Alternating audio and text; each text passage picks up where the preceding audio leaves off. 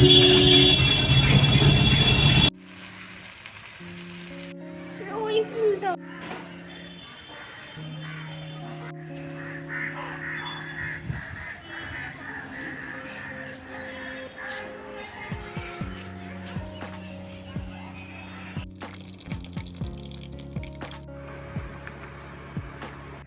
Morning everyone, আমি প্রিয়াঙ্কা। আমার channel Priyanka বণিক ভ্লগের আরও একটি নতুন ভিডিওতে আপনাদের সকলকে জানাই স্বাগত। আশা করি আপনারা সকলেই ভালো আছেন এবং সুস্থ আছেন। ভিডিওর শুরুতেই বলে রাখি, এটা গতকাল মানে বৃহস্পতিবার আর আজকে শুক্রবারের দুদিনের ভ্লগ, তাই ব্লগটা একটু বড় হয়েছে। আর আপনাদের কাছে ছোট্ট একটা রিকোয়েস্ট, যারা ভিডিওটা দেখতে শুরু করছেন তারা প্লিজ লাইক দিয়ে দেখা আরম্ভ করবেন এবং ভিডিওটা না স্কিপ করে পুরোটাই একটু দেখবেন। আশা করি আপনাদের ভালোই লাগবে। আমি গত বুধবারের ব্লগে আপনাদের সঙ্গে শেয়ার করেছিলাম, মানে বৃহস্পতিবার আমাদের একটু মুভি দেখতে যাওয়ার প্ল্যান ছিল, তো সেটা যথারীতি সম্ভবও হয়েছে। আর আমি তাই সকালবেলায় উঠেই আগে স্নান সেরে পুজোটা দিয়ে নিয়েছি। বৃহস্পতিবারের পুজোর আমরা সবাই জানি একটু সময় লাগে, মা লক্ষ্মীর ঘট পাততে হয়। তবে অনেকের কাছে শুনেছি যে তারা মানে প্রত্যেক বছরে একবারই নাকি মা লক্ষ্মীর ঘট পাল্টায় লক্ষ্মী পুজোর সময়। আমার এক বান্ধবীদেরও আছে। তো যাই হোক, যাদের যেরকম নিয়ম সেটাই পালন করা আমার মনে হয় উচিত। তো আমি আজ কালকের তাই বেশি কিছু রান্না করিনি, সোয়াবিন আলুর তরকারি আর ভাত করেছি। আর ফ্রিজে পরশুদিন রাতে মাংস করেছিলাম, সেই মাংস আছে। তো সোয়াবিন আলুটা ঝপাঝপ করে বসিয়ে দিচ্ছি। আর সোয়াবিন আলুটা প্রথমে আমি ভেজে নিলাম, তারপরে কড়াইতে আর একটুখানি তেল দিয়ে একে একে সব মশলা দিয়ে ভালো করে কষিয়ে মাংসর মতনই রান্না করি সোয়াবিনটা। ওই জন্য আমার ছোটো মেয়ে এটাকে নিরামিষ মাংসও বলে। তো কড়াইতে একটু গোটা জিরে ফোড়নে দিয়ে দিলাম, আর তারপরে এদিকে মিক্সিতে বেটে নিয়েছি একটা পেঁয়াজ, 4-5 কোয়া রসুন, একটু আদা, 2খানা টমেটো, 4-5টা কাঁচা লঙ্কা, যা যা বাটা মশলা লাগে আর কি একটা তরকারি রান্না করতে, সেটাই। তো আমি এখন বাটা মশলাটা তেলের ওপর দিয়ে দিলাম। আর যেহেতু পেঁয়াজ আদা সব কিছুই আছে, তাই তেলে দেওয়া মাত্রই বেশ ভালো রকমভাবেই ছিটকচ্ছিল, তাই তাড়াতাড়ি করে মশলাটাকে একটু মিশিয়েও নিচ্ছিলাম। আর সোয়াবিন ভাজতে গেলে যা দেখবেন যে কড়াইতে কিন্তু একটু লেগে লেগে ধরে, তাই একটু হলুদ দিয়ে ভাজলে সেই সোয়াবিনটা কড়াইয়ের সাথে তুলনামূলকভাবে কম লেগে বা আটকে ধরে। তো আমি এখন মশলাটাকে একটু ভাজা করে নিলাম, তারপরে একে একে দিয়ে দিচ্ছি হলুদ গুঁড়ো, লঙ্কার গুঁড়ো, পরিমাণ মতন লবণ আর সামান্য একটু জল দিয়ে আমি মশলাটাকে কষিয়ে নিয়ে ভেজে রাখা সোয়াবিন আর আলুটা দিয়ে দেবো। দিয়ে একটু ভালো করেই কষিয়ে নেবো যতক্ষণ পর্যন্ত না সোয়াবিনের জলটা পুরোটা শুকিয়ে যাচ্ছে। আর বেশ তাড়াতেই ছিলাম, কেন মেয়েদের রেডি করতে হবে, আর তার মধ্যে একটু বেরোনোর তাড়া তো ছিলই, আর আরও একটা কাজও ছিল। তো যাই হোক, সব কিছু কমপ্লিট করে নিয়েই আমি বেরিয়েছিলাম। এখন মশলাটাকে বেশ ভালো করে কষিয়ে নিলাম। এখন ওই ভেজে রাখা আলু সোয়াবিনটা অ্যাড করে আর একটু বেশ ভালো করে ভাজা ভাজা করে নেব। আর দেখবেন সোয়াবিনটা রান্না মানে কি বলবো, মশলাটাকে যত ভালো করে কষাবেন টেস্ট কিন্তু তত বেশি হবে।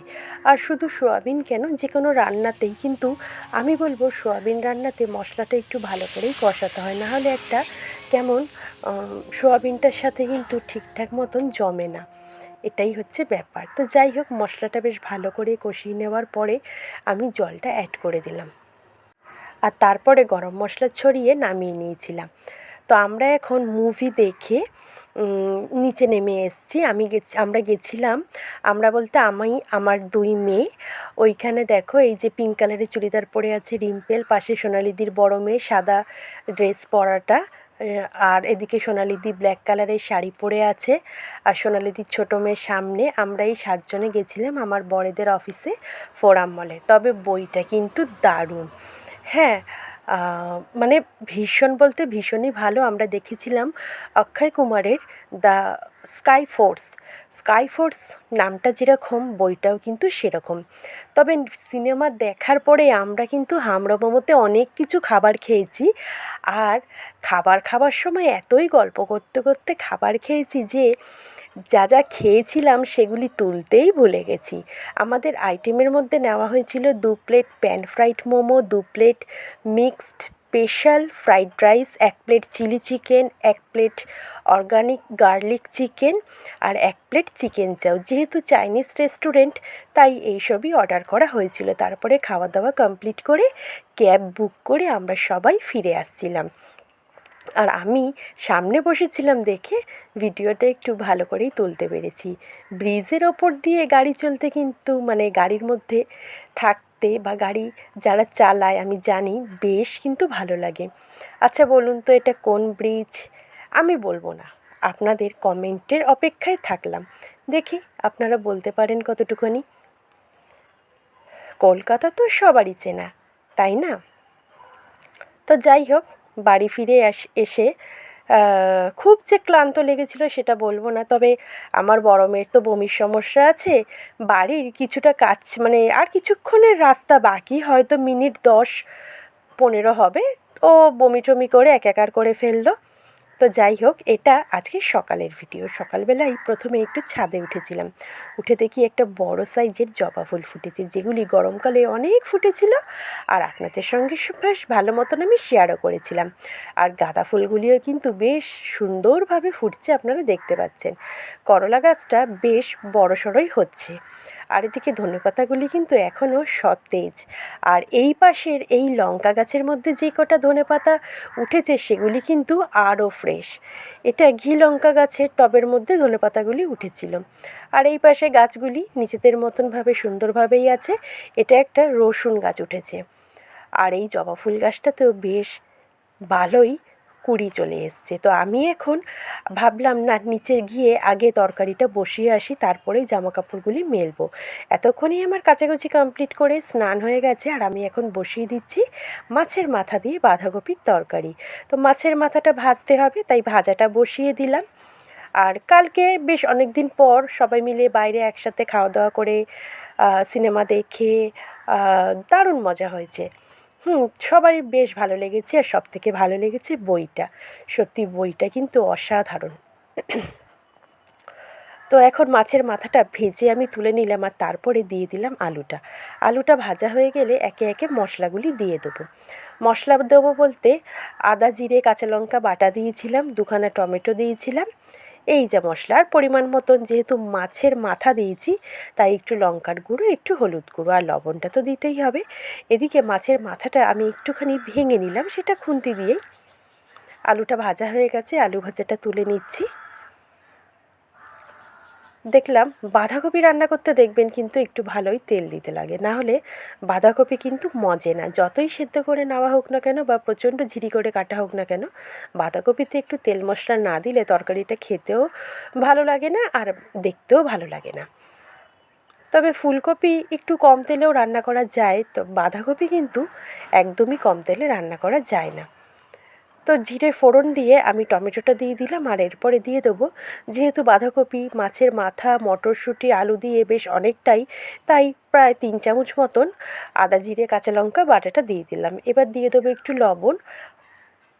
লবণটা পরিমাণ মতন একেবারেই দিয়ে দিলাম, যাতে আমাকে পরে আলাদা করে দিতে না হয়। আর দিয়ে দিচ্ছি একটু জল, যাতে মশলার সাথে টমেটোটা খুব সুন্দরভাবে মেল্ট হয়ে যায়।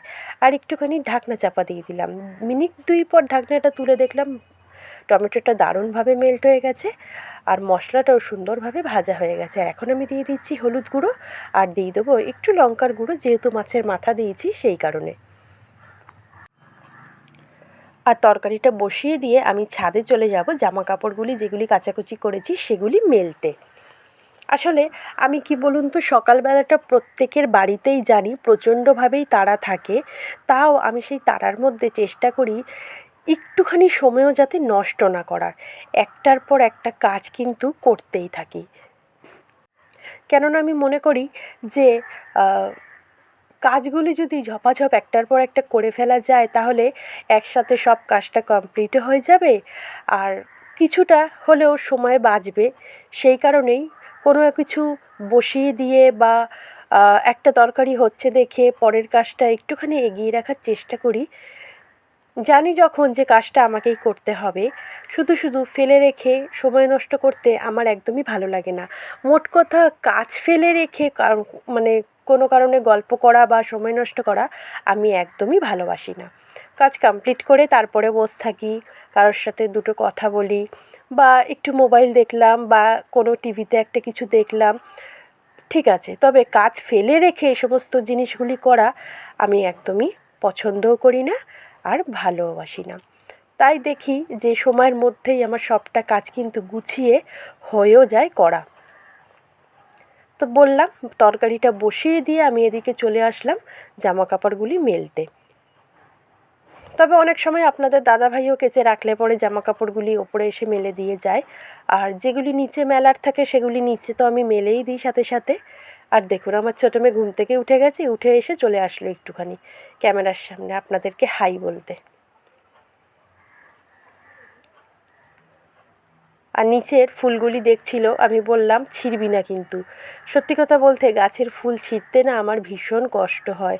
সুন্দর একটা ফুল ফুটে আছে, সেই ফুলটাকে টেনে হিঁচড়ে ছিঁড়ে যতই পুজোর জন্য ছিঁড়ি না কেন, তবুও কোথাও গিয়ে খুব কষ্ট লাগে আমার একটা। তাই আমি টাটকা যে ফুলগুলি সদ্য সদ্য ফোটে আমি কিন্তু সেগুলি ছিঁড়ি না ঠাকুর পুজোর জন্য। আমার গাছে এত ফুল থাকতেও আমি ঠাকুর পুজোর ফুল বাজার থেকে কিনেই আনি।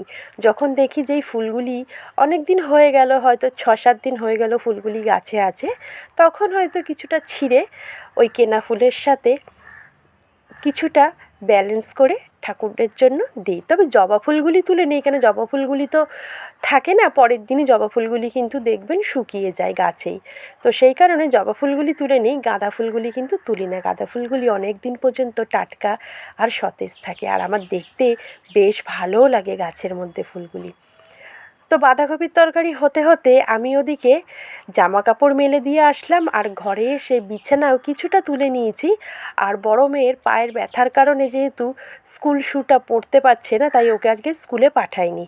তাই বড় মেয়েকেই বললাম বাকি বিছনাটুকুনি একটুখানি তুলে দিস তো। তো বাঁধাকপিটা দেখলাম আমার প্রায় হয়ে গেছে, ভাতটাও হয়ে গেছে, ভাতটা আমি উপর দিয়ে দিয়েছি। আর এখন ভাতটা আমি তুলেও রাখবো। তবে তার আগে বাঁধাকপিতে একটু গরম মশলা, ঘি আর একটু ধনেপাতা দিয়েছিলাম। আপনারা সেটা ফটোতে দেখবেন ধনেপাতাটা। এখানে গরম মশলা, ঘিটা মেলানোর পরেই আমি ক্যামেরাটা অফ করে দিয়েছিলাম। তারপরেই অবশ্য ধনেপাতাটা আমি অ্যাড করেছি, তাই মুখেই বলে দিলাম। তরকারি কমপ্লিট হয়ে গেল, ওদিকে ভাত হয়ে গেছে, আর এখন ইন্ডাকশানে ডাল সেদ্ধ বসিয়ে দিয়েছিলাম। আমি অনেক আগের ভিডিওতেও বলি আমাদের বাড়িতে ওই সম্বর দেওয়া ডালের থেকে সেদ্ধ ডালটাই আমার মেয়েরা বেশি খেতে ভালোবাসে। দেখুন তরকারিটা কিন্তু বেশ সুন্দর হয়েছে, যেমন সুন্দর রং হয়েছে তেমন সুন্দর গন্ধও বেরোচ্ছিল, আর খেতেও কিন্তু দারুণ হয়েছে।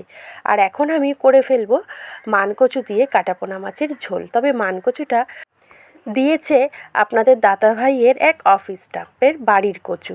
তো আমরা কচু খেতে ভালোবাসি দেখে আমাদের বেশ অনেকটা পরিমাণেই দিয়েছিল, তাই আজকের অনেকটা পরিমাণেই রান্না করেছি মাছ দিয়ে কচু দিয়ে ঝোল। আর মানকচুর ঝোলটা আমাদের বাড়িতে সবাই কিন্তু ভালোই বাসে আর ভালো খায়ও। তো মাছগুলি প্রথমে ভাজা বসিয়ে দিলাম। আজকের অবশ্য জ্যান্ত মাছ আনেনি, কাটাপোনা মাছই এনেছে। তবে কাটাপোনা মাছ দিয়েও ঝোলটা কিন্তু খেতে দারুণ লেগেছে। তো সব কটা মাছ ভাজা হয়ে গেছে, কড়াইতে আর একটু তেল দিয়ে আমি ফোড়নের মধ্যে দেবো এখানে 5 ফোড়ন আর একটু সর্ষে, দুটো মশলা এখানে ফোড়ন দিই। 5 ফোড়নের স্মেলটা এই মানে কচুর ঝোলে দারুণ লাগে, আর সর্ষেটাতেও বেশ একটা অন্যরকম স্বাদ হয়। আর ঝোলটা যেহেতু টক মিষ্টি ঝাল হয়, তাই যে কোনো টক রান্না করলে দেখবেন আমরা কিন্তু সর্ষে ফোড়ন দিই, হয়তো সেই কারণেই এই ঝোলে 5 ফোড়ন আর সর্ষে ফোড়নের মধ্যে দেয়। আর সর্ষে দেওয়া মাত্র যেভাবে ছিটকোয়, সেই কারণে আমি কড়াইটা একটু ঢাকনা চাপা দিয়ে দিলাম। এখন ঢাকনাটা খুলে দিয়ে দেবো আদা জিরে কাঁচা লঙ্কা বাটা। প্রথমে জিরে গুঁড়ো দিত দেখতাম আমার শাশুড়ি মা, তবে আমি এখানে যেহেতু আদা জিরে একসাথেই বেটে রাখি, তাই এই বাটা মশলাটাই দিয়ে দিই। আর বাটা মশলা দিলে কিন্তু যে কোনো তরকারির স্বাদ দ্বিগুণ হয়ে যায়, সেটা আমরা জানি। তো একটু জল দিয়ে দিলাম, কেন আদাটাও তেলের মধ্যে দিলে বেশ অসম্ভব রকমেই কিন্তু ছিটকায়। আর দিয়ে দিচ্ছি এখানে পরিমাণ মতন লবণটা আমি একবারেই দিয়ে দিলাম, যাতে আর পরে দিতে না হয়। তো এখন এগুলি একটুখানি ভাজা করে নিচ্ছি। আর এই ঝোলে কিন্তু টমেটো দেয় না, তাই টমেটোটা এখানে আমি দিলাম না। আর একটা অসুবিধা হয় জানেন কি, আমাদের একদম রাস্তার পাশে বাড়ি, তো আমি যখনই ভয়েস দিতে বসি না কেন এত পাশ দিয়ে গাড়ি ঘোড়া যায় যে আমার ভয়েসের সাথে সাথে আপনারা অনেক রকমের গাড়ির আওয়াজও পান। আর এদিকে বিকেল হয়ে গেছে বলে অনেক রকম পাখি কিন্তু ডাকাডাকি করা শুরু করে দিয়েছে। জানি না আপনারা শুনতে পাবেন কি না, তবে পাখির আওয়াজগুলি কিন্তু বেশ ভালো রকমেরই বোঝা যায় আমাদের ঘর থেকে। তো যাই হোক, মশলার মধ্যে আমি দিয়ে দিলাম হলুদ গুঁড়ো, লঙ্কার গুঁড়ো আর একটু জল দিয়ে ভালো করে কষিয়ে নিচ্ছি। তবে কচুটা আজকে সিদ্ধ করে জলটা ফেলে দেওয়া হয়েছিল, লবণ দিয়ে কচুটাকে সিদ্ধ করে নেওয়া হয়েছিল। আর সেদ্ধ করা কচুটা দিয়ে বেশ ভালো মতনভাবে কষিয়ে নেব। মশলার সাথে কচুটা বেশ ভালোভাবে কষিয়ে নিয়ে তারপরে আমি জলটা অ্যাড করব। আর কচুটা ভালো করে সেদ্ধ হয়ে যাওয়ার পরেই কিন্তু আমি এখানে টকটা অ্যাড করব, কেন তেঁতুলটা প্রথমে দিয়ে দিলে কচু কিন্তু সেদ্ধ হবে না। শুধু কচু বলে কেন, যে কোনো তরকারিতে যদি টক জাতীয় কিছু দেওয়া হয় সেটা অবশ্যই আপনারা চেষ্টা করবেন সেই তরকারিটা সেদ্ধ হয়ে যাওয়ার পরে টকটাকে দিতে, কেননা টক পড়ে গেলে সেই তরকারির সবজি কিন্তু কোনোভাবেই সেদ্ধ হবে না, একমাত্র প্রেশার কুকার ছাড়া। তো মাছটাও আমি বেশ একটু পরেই অ্যাড করলাম আর দিয়ে দেবো এখন একটু তেঁতুল, কেন কচু অনেকের গলায় ধরে। আর এখানে তেঁতুলটা দেওয়ার দুটো কারণ, ঝোলটা একটু টকটকও হবে আর কারোর গলায় ধরার কোনো প্রবলেমও থাকবে না। তাই কচুর ঝোলে সবসময় দেখতাম আমার শাশুড়ি মা কিন্তু তেঁতুল দিত, বা ঝোলটা হয়ে যাওয়ার পরে তেঁতুল অনেক সময় পাওয়া যায় না বা হাতের কাছে থাকে না, তাই লেবু দিয়ে দিত। আর লেবু দিয়ে তো ফোটাতে নেই, তাই লেবুটা দিয়ে আর ফোটাতো না। তো আমি একবারে শেষে তেঁতুল আর ধনেপাতা ছড়িয়ে ওপর থেকে কচুর ঝোলটা কমপ্লিট করলাম। তাহলে আজকের এ পর্যন্তই রাখলাম। আশা করি ভিডিওটা আপনাদের ভালো লাগবে, তবে ভিডিওটা একটু বড় হয়ে গেল দুদিনের ভিডিও দেখে। তাহলে ভিডিওটা ভালো লাগলে কিন্তু অবশ্যই আমার পাশে থাকতে হবে আর চ্যানেলটা সাবস্ক্রাইব করতে হবে, বেশি বেশি করে লাইক শেয়ার কমেন্ট করতে হবে কেমন লাগলো ভিডিওটা দেখতে সেটা। তো ভিডিওটা দেখার জন্য thank you so much, tata.